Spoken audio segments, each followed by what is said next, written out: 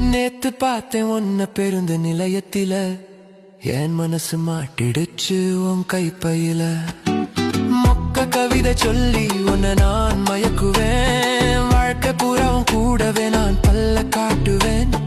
உலகமே இருண்டாலும் நீ சிரிச்சா போதும், நான் போடும் மொக்கைய நீ ரசிச்சா போதும். ரேஷன் கடவரிசையில் நின்னாலும் அக்கறைக்காக சக்கரைய கூட நான் வாங்குவேன்.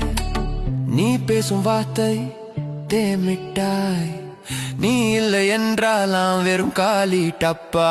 பிரியாணி இலைய போல வசனை வீசுற, பாயாசம் போல தித்திப்பாய் பேசுற.